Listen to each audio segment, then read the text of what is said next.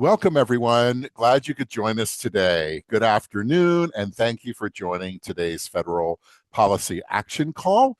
My name is Dwayne Heisler. I'm the campaign director for the Pennsylvania Policy Center. We're excited about today's Policy Action Call. It's part of a series. We hold these Policy Action Calls the first and third Thursday at 1 o'clock. And our purpose in this is to help to educate Pennsylvanians on policies that benefit everyone, not just billionaires and corporations. And our goal is to really focus on some learning and how we can take collective action together. Some housekeeping. All attendee lines are muted to reduce background noise. However, this is an interactive session and questions are welcome. To ask questions, just drop your questions into the Zoom chat at any time. And as we're going through the call, at the end, we will be moderating as time permits any question Q&A that we might have. If there's any technical support that you need, any audio visual issues or video issues, just message Adrian in the chat and she can help you out. So once again, welcome. Glad that you're here because we're coming together at a really important moment in our voting rights and democracy in Pennsylvania and across the country. In recent days, we've seen a major U.S. Supreme Court decision that weakens key protections under the Voting Rights Act, protections for decades that have helped communities challenge discriminatory voting maps and defend fair representation. At the same time, we're seeing continued efforts to create new barriers to voting through legislation, executive actions, misinformation, and attacks on public confidence in our elections. But we also know something else. When people are informed, when they're organized, when they connect in community, we are powerful. Pennsylvania has a strong history of people stepping up to protect the freedom to vote. And today's call is about making sure all of us have the information and the tools that we need to fight for the fights ahead. We have an incredible group of speakers joining us today. First, we'll hear from Felicity Williams from the Pennsylvania Policy Center, who will break down some of the latest court decisions. We'll hear from everyone on this, but the Supreme Court decision and what it means for voting rights and representation and why this moment matters so much moving forward. And then we'll hear from Jill Greene with Common Cause Pennsylvania, who will talk about protecting voters at the ballot, including voting in person, voting by mail, defending voters' access here in Pennsylvania. And then also from Rebecca Cusumano-Seidel from the ACLU of Pennsylvania, who will help us understand recent executive order, the SAVE Act, which I'm sure you've heard a lot about, and what Pennsylvanians really need to know about their rights and the potential impacts of these policies. And then finally, we'll hear from Rossana Duffy from Commonwealth Communications, who will introduce the Votes PA tool and communications resources that can help inform, engage, and mobilize voters in our communities. So thank you once again for being here and for staying engaged and for being part of this work to protect our democracy and to build a Pennsylvania where every voice is heard and every vote is counted. With that, I would like to turn it over to Felicity. Thank you so much, Dwayne. Good afternoon, everyone. As Dwayne said, thank you all for joining us today for our Pennsylvania Policy Center Policy Action Call. Don't mess with PA's votes. And that is the message that we are here to send this afternoon. As Dwayne alluded to, today's call could not be more timely. We had actually planned the focus of this call weeks ago. Obviously, before we knew it would happen right after a landmark Supreme Court decision, but we could not get on the call today without taking a little bit of time to talk to you about that. As Dwayne mentioned, I'm going to speak to you a little bit about it, but then so are our partners as well.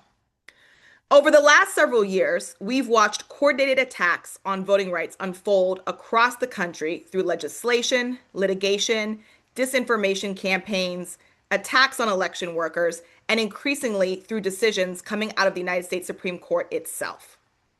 And last week, the Supreme Court delivered another major blow. In Louisiana v. Calais, the court issued a 6-3 ruling striking down Louisiana's congressional map that created a second majority Black congressional district. The court held that Louisiana relied too heavily on race when drawing the district, even though the state argued it was complying with Section 2 of the Voting Rights Act. Justice Elena Kagan, joined by Justices Sotomayor and Jackson, issued a blistering dissent, warning that the court has now effectively completed the dismantling of one of the nation's most important civil rights protections. As both an attorney and a Black woman leading a statewide policy organization, I want to say plainly that I am furious. The Voting Rights Act was born out of extraordinary sacrifice. People were beaten, jailed, terrorized, and murdered fighting for the right to vote in this country. The protections this court continues to chip away at were not symbolic. They were hard-won tools created because this nation repeatedly failed to protect Black Americans from racial discrimination in our electoral systems. And now, piece by piece, this court is hollowing those protections out. So I want to take a few minutes today to explain what this decision actually means, because a lot of people hear Voting Rights Act or Section 2 and understandably wonder what that means in practice. The Voting Rights Act of 1965 was passed during the civil rights movement to stop racial discrimination in voting. One of its most important provisions is Section 2. Section 2 says, states and local governments cannot create voting systems that result in communities of color having less opportunity than others to participate politically and elect candidates of their choice. Importantly, Section 2 does not always require people to prove explicit racist intent. That matters because discrimination today is often hidden behind supposedly race-neutral explanations. Section 2 created several important legal tools. First, it allows communities to challenge discriminatory district maps that dilute Black or Latino voting power. Second, it also allows challenges to at-large election systems, where an entire city votes for all council seats instead of neighborhood districts, as an example. Those systems can sometimes allow a majority population to consistently overpower communities of color, and we actually did have a challenge like this here in Pennsylvania that I will mention shortly. Third, Section 2 can be used to challenge voting practices that disproportionately burden minority voters. And fourth, it gives the Department of Justice and private civil rights organizations the authority to bring these lawsuits in court. What the Supreme Court did in Louisiana v. Calais was make those tools weaker. The concern from civil rights advocates and constitutional scholars is that the court is increasingly telling states that if they claim they were acting for political reasons instead of racial reasons, courts should hesitate to intervene. The problem is that in America, race and politics are often deeply connected because of the long history of racial polarization in voting. Now, some people may hear this and think, well, that's Louisiana. That doesn't affect Pennsylvania. And that would be a mistake. Pennsylvania will not see immediate congressional map changes like we're seeing in other states across the country because our next regular redistricting cycle is not scheduled until after the 2030 census. But that does not mean we are insulated from this ruling. Pennsylvania redraws congressional and state legislative maps every 10 years following the census. But maps can also be challenged in court earlier. We already saw that happen in Pennsylvania in 2018 when the Pennsylvania Supreme Court struck down our congressional map as an unconstitutional partisan gerrymander and ordered a new map before the next election. And I think we need to be honest about the political moment that we are in right now. We have heard leaders within this federal administration and other conservative legal movements openly signal they intend to go on the offensive using this ruling and related legal theories. There is a real danger that this backwards interpretation of civil rights law will be weaponized against majority Black districts and against efforts to protect fair representation for communities of color. That includes right here in Pennsylvania. Experts have already pointed to Pennsylvania's 3rd congressional district in Philadelphia, currently represented by Congressman Dwight Evans, as an example of the type of district that could face future scrutiny as federal protections weaken. And we've already seen voting right disputes emerge at the local level here in Pennsylvania. In Hazleton, the Department of Justice filed a Section 2 lawsuit in 2025, arguing that the city's at-large council election system diluted Hispanic voting power and made it harder for Latino voters to elect candidates of their choice. The lawsuit was later withdrawn after the change in presidential administration, but the underlying concerns did not disappear. So when we talk about voting rights, we're not talking about abstract legal theory. We're talking about political power. We're talking about whether communities have the ability to advocate for fully funded schools, affordable housing, public transit, environmental protections, healthcare access, and equitable public investment. For Black communities in particular, the right to vote has never just been about casting a ballot. It has always been about political power, representation, self-determination, and the ability to fight for resources and investments our communities deserve. Now, I also want to be clear that Pennsylvania does have opportunities to act. Last year, led by Speaker Joanna McClinton, the Pennsylvania House advanced the Voting Rights Protection Act, which included reforms like expanded early voting, ballot curing, secure drop boxes, pre-canvassing reforms, and election modernization efforts. That legislation is different from the Supreme Court case because it primarily focuses on voter access and election administration rather than racial vote dilution directly. But these issues are connected. The easier it is for communities to vote and participate, the stronger democracy becomes. And importantly, Pennsylvania absolutely has the authority to create stronger state-level voting rights protections than the federal minimum. Other states have done it. Pennsylvania could choose to create stronger state protections against racial vote dilution, discriminatory redistricting, and barriers to fair representation if our elected officials choose to act. So this moment is not hopeless, but it does require vigilance, organizing, education, and action. The final thing I want to say is this. The legitimacy of the Supreme Court as an institution is deeply damaged in the eyes of many Americans right now, including many attorneys like myself. When the court repeatedly weakens civil rights protections that generations fought and died for, people lose faith that the institution is acting as a neutral guardian of constitutional rights. But our responsibility cannot end with outrage. The civil rights movement was never powered only by courts. It was powered by organized people, courageous communities, coalition building, and relentless advocacy. That work now belongs to us. And that is why today's conversation matters so much. Thank you all again for joining us and for being a part of this fight for a stronger, more representative democracy here in Pennsylvania and across this country. And with that, I want to turn it over to Jill Greene from Common Cause Pennsylvania to get us started with the presentation. Thank you so much for inviting us to come speak with you this afternoon. I think we'll do a round of introductions. So hello, everyone. My name is Jill Greene. I am the program manager here at Common Cause Pennsylvania. Common Cause Pennsylvania is a nonpartisan good government organization that works in the halls of power and in our communities to defend people's rights and hold public officials accountable to the people. And my work at Common Cause focuses on preserving voting rights and strengthening election laws to make voting easier, safer, and more equitable. And it's more important now than ever to make sure that our elections are safe, secure, and accurate. And we have partnered for many years with incredible organizations like the ACLU to make sure that happens. Our commitment is to make sure that every valid ballot counts, whether it's casting a ballot at a polling place on election day or casting a ballot by mail. So I'm going to pass it to Becca. Hi, thank you for having me today. I'm Becca. I work at the ACLU of Pennsylvania in the Advocacy and Policy Department, and I get to focus and spend a lot of my time on voting rights and election protection. As you may know, the ACLU is a nonpartisan organization that tries to champion civil rights, civil liberties for all Pennsylvanians based on the U.S. and the Pennsylvania Constitution. And the way that we think through our voting rights work is first and foremost in coalition with the great organizations that we get to partner with, Common Cause, League of Women Voters, so many.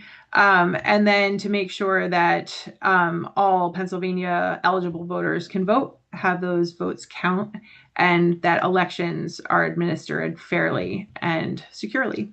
So I will pass it to our great partner at Commonwealth Communication, Rosie. Thanks so much, Becca, and thanks so much for having us here today, everybody. So my name is Rossana Duffy. I'm the organizing director at Commonwealth Communications. We consult on and help shape progressive political narratives across the state of PA. And a lot of that includes making sure that voters have as much correct information as they possibly can. We help to combat disinformation and misinformation in the state, and we help make sure that other progressive political orgs have as much good information as they possibly can about voting so that voters feel empowered and safe and secure in casting their ballot on election day and any other day that they are able to cast their ballot. I will pass it over to my colleague Chandler, who helps us with on our digital team with our vote.pa tool. So Chandler? Awesome. Excited to be here, everyone. Thanks so much for having us. I'll be presenting on vote.pa, which is the voter registration service website and so much more that we run. So I'll be going over how to use vote.pa, how we can use it to register, check your registration status, sign up for a mail ballot, find out where to return your mail ballot, find your polling place, a whole litany of things. So super excited to go over all of those resources for you guys. Thanks so much, Chandler. So all of the work that we do as part of the Pennsylvania democracy space is done under the Pennsylvania Voters Decide Coalition. And it's a statewide collaborative effort of over 50 local, state, and national organizations working together, from grassroots to grass tops, from get out the vote and voter education to advocacy at the state and local levels, protecting voting rights and fighting back against authoritarian attempts to subvert the will of the people. Organizations working in this space are aligned with the desire to make voting safe, convenient, and accurate. Though we are talking about our efforts to protect the 2026 elections in Pennsylvania today, we work year-round to make sure that every eligible voter can have their voice heard. Can we go to the next slide? And then I will pass it to Becca. Thanks, Jill. So what we're going to be talking about today is kind of defining the term election safeguarding. And we are going to touch a little bit about what is at stake. I'm not going to even try to follow what Felicity said because it was perfect and meaningful, but we will come back to that decision just briefly. We'll talk about election protection and what that looks like in Pennsylvania and how expansive it is, as well as how we are planning to scale it for this moment in time. And then again, we're going to be shifting to our communications and messaging strategy. So if we can go to the next slide, please. So when we're thinking about election safeguarding, what we know we are trying to prevent is election sabotage. We understand the long history of efforts to undermine American democracy by suppressing the vote, particularly targeting communities of color. And we find ourselves living in a time when the federal government is attempting to interfere with our election system. We recognize that election sabotage is a tool in the authoritarian playbook, and it really includes intentional actions to manipulate or change the results of an election. And we will not stand for it. As a coalition, we are committed to expanding our programs to meet this moment. As a coalition, we are well prepared to do the election protection work that we have done for the past 20 years in Pennsylvania. And as a coalition, we are scaling our safeguarding efforts to make sure that that we are following the model of fight, win, prove, and enforce.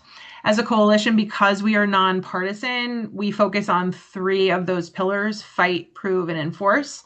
But if we go to the next slide, we will talk about what the goal of election sabotage is. It is to hold on to the power by sowing widespread distrust and undermining public confidence, by laying the groundwork or creating a pretext for federal intervention. And that could look like seizure of voting machines or ballots, interfering with vote counts after ballots are cast, outright attempts to throw out election results, or overturn the will of the people. What this has looked like in Pennsylvania in the past are challenges to voter registrations, mass ballot challenges that we saw and fought in 2024, the disenfranchisement of voters who vote by mail, billionaire interference, as well as threats to election certification. So going back to those 4 pillars, and that we're going to drill down on 3, the scaffolding that we're working under is fight, win, prove, and enforce. So as a coalition, this is why we're here with you today, the fight portion.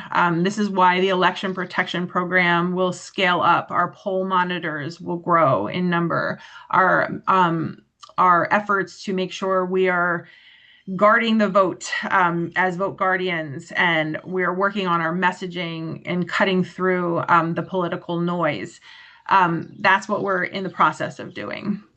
The winning is a little bit trickier as we are nonpartisan, but what we plan to do is demand the enfranchisement of eligible voters and the accurate counting of ballots. The actual winning is left up to the people who cast the ballots, but then we'll wrap back right in, because proving is the work that this coalition is committed to doing. We run canvas monitoring and provisional ballot monitoring programs, and we have since 2022. We will be scaling them. Our safeguarding program includes showing up and witnessing these election processes and being able to prove how voters voted. And finally, enforce. If there is, let's just go right back. Yep. If there is an attempt to override the actual election outcomes, to override the will of the people, we will rapidly mobilize people at the national level to stand up and hold the line. Our coalition will actively litigate to enforce these results. We can go to the next slide. Thank you. All right. So as Felicity was saying at the beginning, what could affect Pennsylvania? And I'll jump to the bottom. The devastating decision last week, we all need to be aware of it, and we need to watch for it in Pennsylvania. But I'm going to put that aside for just a second. And I'm also going to talk about the U.S. Supreme Court decision that we anticipate, which is Watson v. RNC. And I'm going to ask you all to put that aside too, to cut down on some of the noise too, because when Watson comes out, the majority of voters in Pennsylvania won't be affected because in Pennsylvania, all mail ballots and absentee mail ballots for the majority of people must be received by boards of elections by 8 p.m. on election day already. That is the law. We are concerned about the carve-outs for our military voters, our overseas voters. And so we're interested in how that decision comes out, but we're going to put it to the side right now. As of right now, voting in Pennsylvania in 2026 will be unchanged. And I want to go to the top of this slide and talk about the SAVE Act. It is currently stalled, but what we are finding out from our partners who are grassroots and get out the vote focused organizations is that people already think that the SAVE Act is in effect. People already think that the executive orders are in effect. But what we want to say is while these terrible acts and executive orders are out there, it's currently not going to affect how you vote in October. I agree, John. So what I would like to say in the next slide, please, is I'm going to pass it to Jill. With the understanding that we need to kind of cut through the noise of what's going on, the onslaught, the flooding of the zone of the political narrative that elections in Pennsylvania are unsafe. They are absolutely safe, and we still have work to do. And I'll shift it to Jill. Thanks, Becca. And yes, a lot of the work that we do does focus on at the local level. So that we can start to cut through this noise and push back on these authoritarian attempts. In Pennsylvania, we love to refer to our decentralized system of elections as 67 buckets of chaos, meaning each county handles their elections in their own special way. And this is both a boon and a curse because, it is much harder for people who want to subvert our elections to really kind of get a foothold, and the counties are handling it themselves. But also, it is quite challenging when we're trying to ensure that all voters have equal access to the ballot. So a lot of the work that the democracy-focused organizations in Pennsylvania do is trying to improve election administration, trying to get counties to adopt uniform policies, and holding counties accountable when things go wrong. So some examples of the varying policies among counties. are availability of drop boxes and satellite elections offices, notice and cure policies, and different voting systems available to voters on election day. None of these are, there are no requirements for these, any standardized requirements in these for the counties in statute. So they're free to adopt whatever policy works best for them. And so the challenge then is to manage and mitigate all of this chaos while also fending off the threats, the sabotage, et cetera, that we've discussed.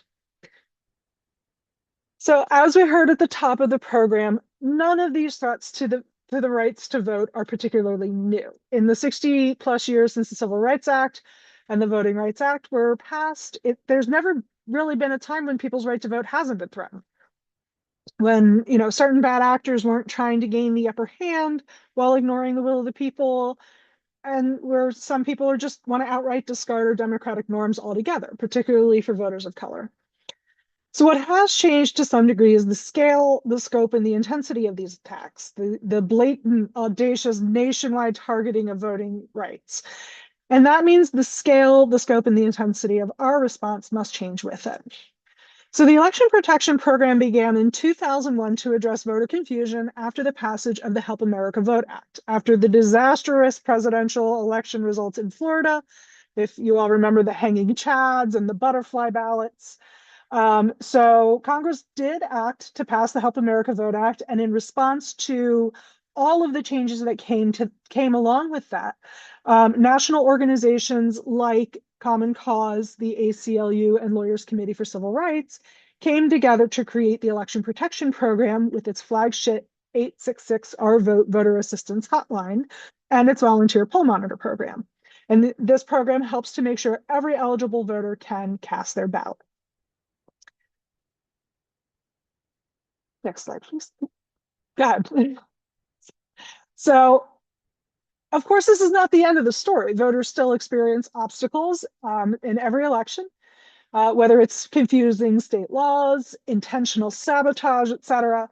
So the purpose of the Election Protection Program is to identify and respond to conditions that may disenfranchise a voter. And in Pennsylvania, this effort goes from voter registration all the way to certification. Election protection in Pennsylvania is a year-round effort as part of the PA Voters Decide Coalition, and that year-round effort is informed by and supported by our Election Day program, where we recruit hundreds of volunteers to serve at polling places across the Commonwealth.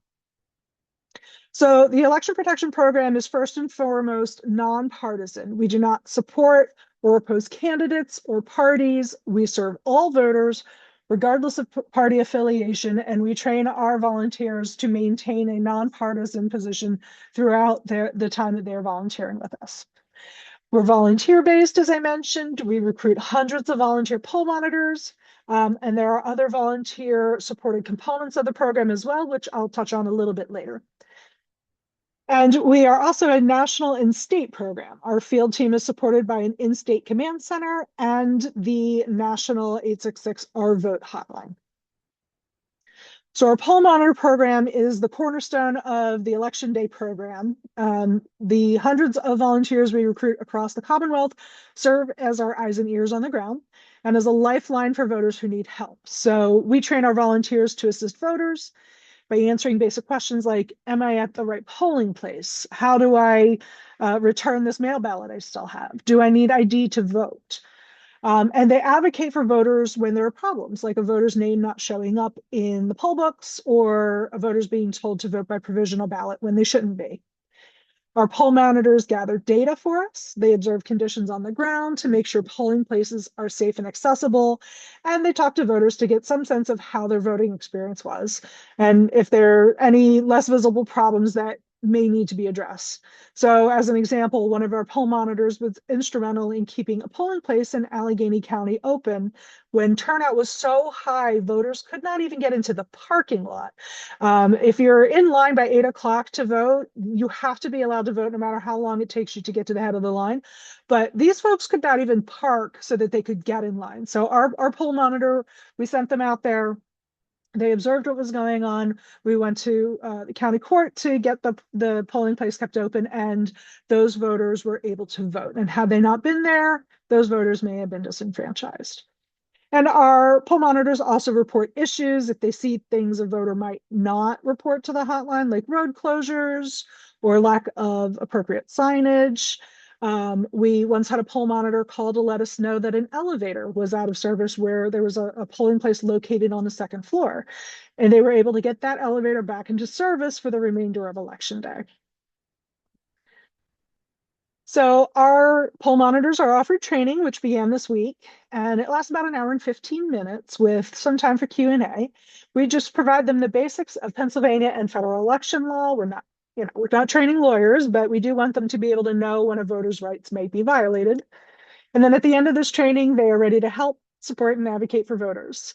We are generally recruiting roving poll monitors. They'll travel between 4 to 6 polling places, but we also have stationary monitors who will serve at one location.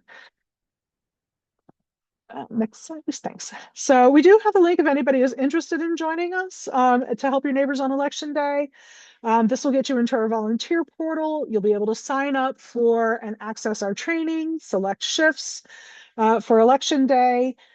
Training runs through the 16th, and there'll also be an on-demand training available if none of those times work. And you only need to sign up for one of the training sessions, and I will make sure that any of this information gets back out to you at the end of this. So another program provided by one of our amazing partner organizations, Promote the Vote PA, is the Vote Navigator program.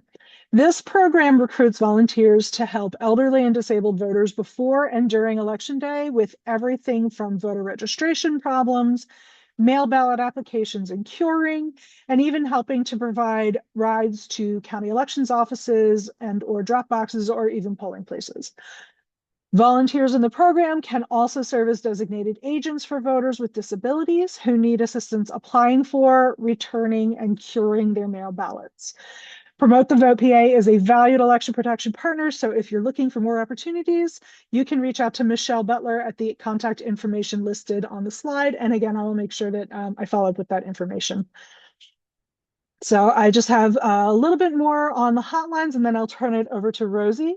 So the Election Protection Hotline is the centerpiece of the Election Protection Program. 866-OUR-VOTE is available year-round to help voters with answering questions and understanding their rights as voters, with live operators in the weeks leading up to and including Election Day, with voicemail callback at other times. And it's really hard to overstate how important Election Protection Hotline is. We really push our monitors, our volunteers, our members, and our partners to push the hotline, let voters know that it is out there. We are able to help voters at the moment of the problem and then use what we learn to follow up with advocacy or whatever kind of actions we need to take to fix, systemic problems as well. And then lastly, from me, we do have a suite of hotlines. We talk about the election protection hotline, but it really is a suite of hotlines. In addition to 866-OUR-VOTE, there are 3 language lines that provide assistance to voters in their native languages. There is the Spanish language 888-VE y Vota, provided by Naleo Education Fund. 844 Yalla US is available in Arabic, but provided by the Arab American Institute, and 888 API Vote is provided by American Pacific Islander Political Alliance and Asian Americans Advancing Justice, and that provides assistance in, I believe it's up to 9 Asian languages. So now I will turn it back to Becca. Great, thank you. So where do these calls to the hotline go? Where do they end up? If they are simple, easy fixes, then the trained hotline volunteers who answer the phone, mostly lawyers, will quickly help people remediate the issue. If it is a larger problem that would take some kind of county intervention, that's when it gets elevated to the command center. And that is where we sit in space with ACLU of Pennsylvania lawyers, ACLU national lawyers, along with all of our other people running kind of field programs so that we can quickly identify and gather information about what's going on the ground. If you look at the sandwich to the left of the woman in the orange hat, it never got eaten in 2024 because she was so busy. But what we will see, and you can go to the next slide, please. What we will see is kind of this chain of events. A voter experiences a problem, or a poll monitor notices a problem, and people are encouraged to call the hotline. The hotline volunteers either fix the problem or escalate it to us in the command center. And then that is where our well-trained and well-experienced group of people will begin to figure out how to identify issues and fix it, not only for that voter, but hopefully for other voters at that polling location or within that county. Finally, in the next slide, there are a number of ways that we are asking people to be involved in our work beyond being poll monitors. We have a year-round county monitoring program that we are interested to recruit people for, because we know that great power is held at the county level in Pennsylvania. We are also asking people to help us with our Canvas monitoring program. So this begins roughly the Friday after elections, and we would love your help with that. Same with the provisional ballot adjudication monitors and certification hearing monitors. If you have questions or want to be involved, I've put the vote@aclupa.org email up there, and we would love to work with you. And I will pass it to Rosie. Thank you so much, Becca and Jill. So I'm going to take a minute here just to talk a little bit about talking about voting and how we want to do that. When, we're having conversations with our neighbors, with other people, like even in line at our polling place, our community members, other people that we're trying to encourage to vote, because there is so much dis and misinformation out there and a lot of fear about voting and just uncertainty. So the number one thing that we like to say is we want people to amplify and encourage people to vote. We want people to know that voting in Pennsylvania is safe and secure, and that they should feel empowered as much as possible to make their voices heard on election day. And some ways that we suggest doing that are, number one, you want to make it personal. So talk to people about, the stakes of these races. Talk about the things in your life, why you are voting, and try to relate to people on a really personal and human level, because voting is so personal for so many of us. Number two, we want to encourage people to vote by mail. People are hearing a lot of confusion about the SAFE Act. There's a lot of dis and misinformation out there right now. Voting by mail in Pennsylvania is safe and secure. We've had it for a very, very, very long time. Um, and so we want to be telling people that, if they don't have time to stand in line on election day, they can't find childcare, they can't take the day off for whatever reason, that they can always vote by mail. It is always there for them.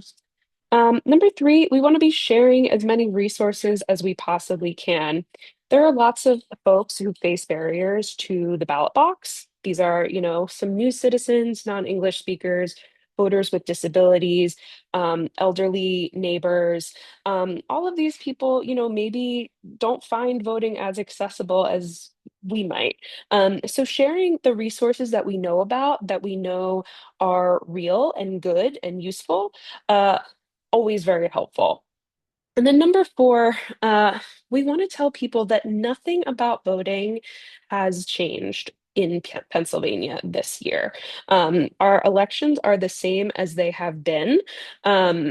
Whether, people, I think, are hearing about the Calais decision, as Felicity was talking about, people are hearing about the SAVE Act. None of that has impacted our elections in Pennsylvania so far. So they can still go to their polling place the same as they've always been, cast their ballot. They can request a mail ballot, fill that out, drop it off, wherever they do that. And it is the same. Nothing has changed. Next slide, please. Oh, great. So that's all stuff for, when voting is good, when there's no emergencies, when we're not, you know, um, having issues at the ballot box. In case of emergency, though, you do want to be prepared about how we talk about our election so that we're not accidentally spreading more dis and misinformation or making people feel afraid to cast their ballot. So, number one, if you see something happening, if you maybe hear something happening, keep calm, stay focused, because your tone and your actions are what help shape public confidence. You might say, like, I'm just a citizen, I only have 200 friends on Facebook. Not many people see my Instagram story. That doesn't matter. Everything that you put out there helps shape what people think and feel. So you want to, be very, very conscious about what you are saying on and around our elections. Secondly, and to follow that, when in doubt, always report something to the hotline. Don't post about it online. We want to avoid sharing photos, videos, or reports that could just lead to more confusion or alarm. Your best course of action for any issue that you foresee or any issue that you are experiencing is to call the hotline. So call 866 our vote. Those folks, it is literally their job that day to help you out and help solve your issues for you. Um, the third thing, too, is that you don't need to speak to the press. No one is obligated to speak to the press. I'm not saying that you shouldn't, but unless you are giving a firsthand account of something, you want to avoid guessing, speculating, or just repeating rumors because those really just sensationalize issues rather than helping other people get the information they need and vote. So you don't want to unintentionally spread misinformation or sow more confusion. So if you do speak to the press, this leads to my fourth point. Make sure that you are keeping the spotlight on voters and the competence of our elections, not incidents.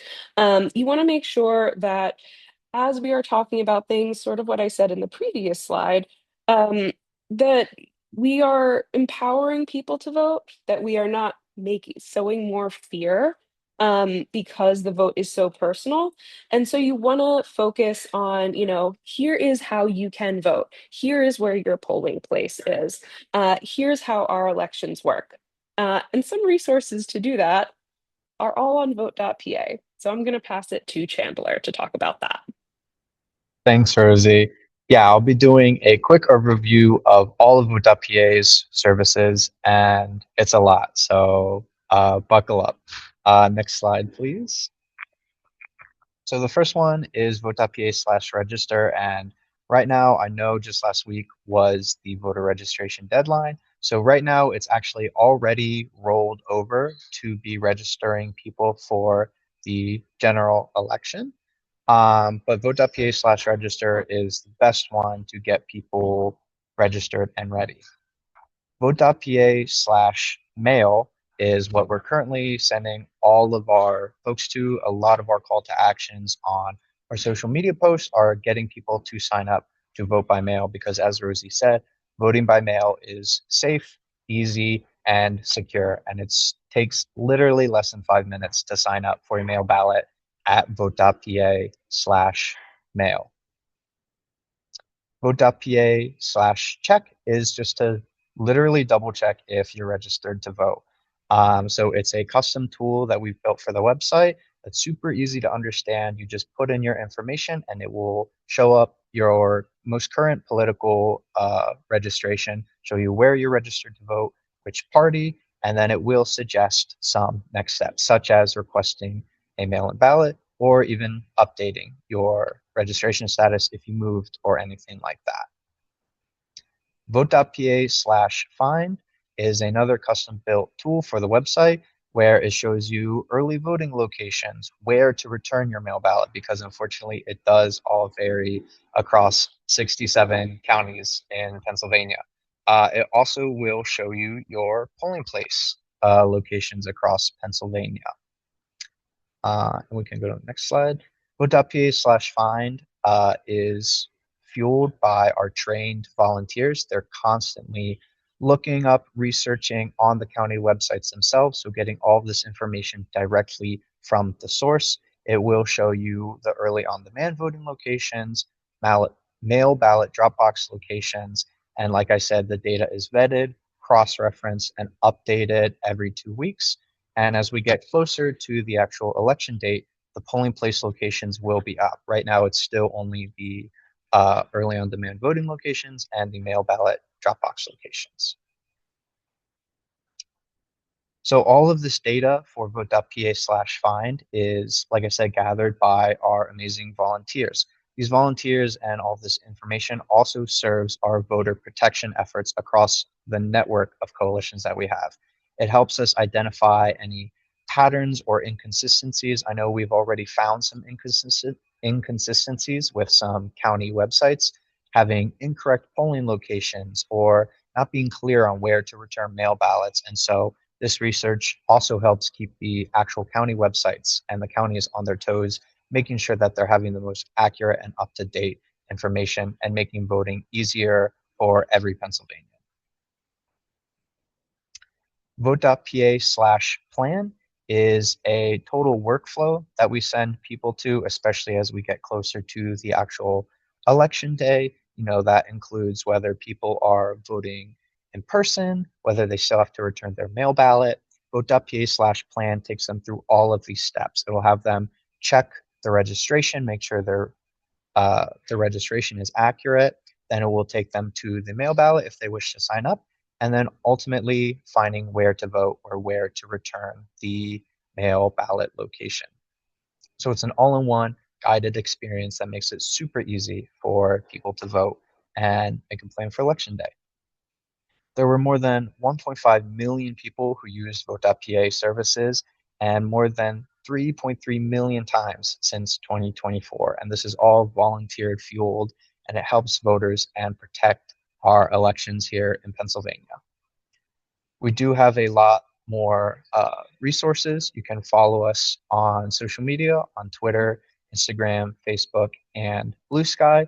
And we also have a large repository of graphics, voter information. We have a weekly digital resource email to keep up with the latest material. And this is all, just very nonpartisan, basic voting information. And if you have any questions, feel free to reach out to me at chandler@comstu.org, or Darwin, who could not be here today because he's on his honeymoon. God bless him. Darwin@comstu.org. He is really the mastermind behind all of Vote.pa. So yeah, down for any questions, and I'll pass it back to whoever.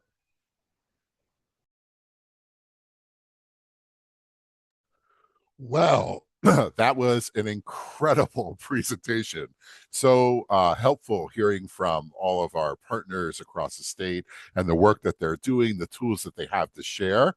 And so at this point, I would like to open it up to any Q&A, because we do have a few minutes before we go. And I'm wondering if anyone on my team, I'm just seeing the chat now, can identify any questions that we'd like to lift up, because there was quite a bit of chat happening while I was sharing my screen here.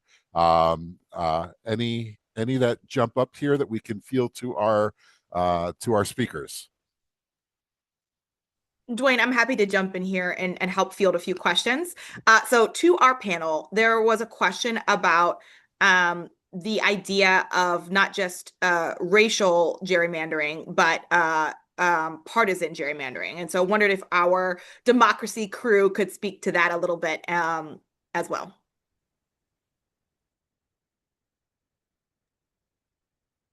As a non-lawyer, I will say that the ACLU is definitely considering all of this in our case selection. You mentioned Hazleton before, Felicity. It's something that we are aware of and considering there. I don't have an answer better than that, and I could turn it back to you, Felicity, to give you your opinion. But I'm happy to kind of research this and supply it afterwards. Sure. So I will just uplift briefly, because I know we want to get to some other questions, that when the Pennsylvania Supreme Court threw out the congressional maps in 2018, that was done as an unconstitutional partisan gerrymander. So those issues are both being tackled. But again, that was our Pennsylvania Supreme Court. So it's going to vary state to state as we see the federal Supreme Court of the United States of America kind of continue to erode some of these protections. It's coming down state to state. I see another question here. Maybe someone can answer that. Is there training available for individuals who may already be serving as poll workers? Maybe someone could handle how that or explain how that's handled. I can say we actually, a lot of the people who volunteer to be poll monitors are on the lists to potentially be poll workers. And we do, lose some of our monitors to be poll workers, and it is fine if you wanted to sign up for the training and just let me know that, you're here to learn and won't be able to volunteer, but you want to understand the program a little better. That is perfectly fine. You can sign up at the link that I provided, or you can just reach out to us at Pennsylvania@commoncause.org. I'll put that in the chat again. But yeah, we're fine with that.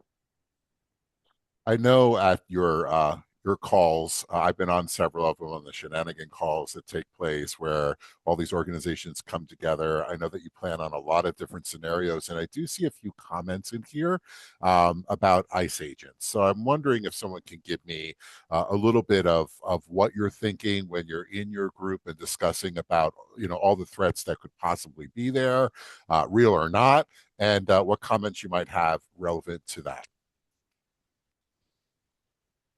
Well, we aren't future seers.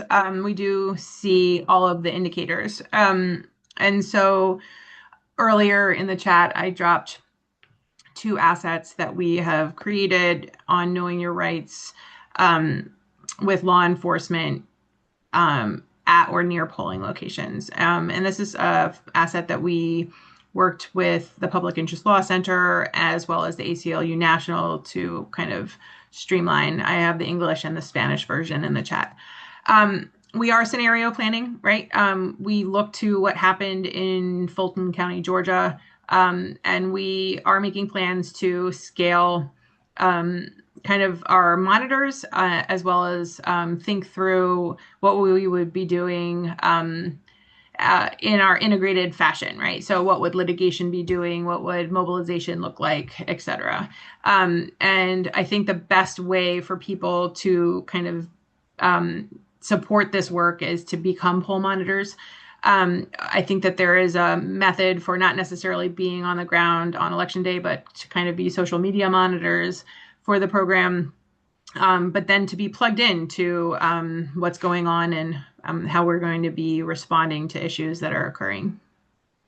Thank you, Becca. I do want to turn it over to my partner, Jeff, because we have a call in another 2 weeks after the election. But before we do that, I'd like to make a comment as I was sharing the slides. I've often worked with the command center in a volunteer, way. Like I've called hotlines. I've been a poll watcher. I've been, have had my certificate, been in there. But I can honestly say I never saw a picture of what the command center looked like. Like I had a vision in my head, and it certainly didn't include like an uneaten sandwich or anything, but you made it more real for me. So I want to thank you for including that slide about all those incredible volunteers, many attorneys that come together to help to keep our elections safe, as Rosie was saying, safe, secure, all of that work. That's incredible. I'm glad I had a sneak peek at what it looked like. But with that, I'd like to turn it over to Jeff, because we're not only talking about elections coming up, but then what happens afterwards? How can we debrief this? So Jeff, the mic is yours. Thanks, Dwayne. Thanks to everybody who's joined us here today. Come back 2 weeks from today, the same time, 1 p.m. On the third Thursdays of the month, we do our state policy action call. And this month, we're doing sort of a bookend. So today was the pre-election Zoom meeting, and we will be doing the Zoom meeting on Thursday, May 21st at 1 p.m. when we will be kind of doing a debrief of the election, looking at what happened in some of the races that were being closely watched. What was turnout like? What are some of the implications for Pennsylvania, particularly heading into the general elections in the fall with so much on the ballot, particularly in the state government realm of things. So that's what we'll be doing 2 weeks from today. Space is limited, so please click that link right now and sign up today, and you'll have your login for our meeting 2 weeks from today. And we look forward to seeing, after we come back from the election, how did what we talked about today, come to fruition as we see in the election on the 19th. That's it for me. Thanks, Dwayne. Thank you, Jeff. A big thank you once again to our partners, Common Cause, to the ACLU of PA, and to Commonwealth Communications. Thank you so much for bringing all this information that's so vital. We'd like to invite you back again at another time, and we'll stay in touch. And I want to thank all of you for joining us, and we'll see you in another 2 weeks. Take care.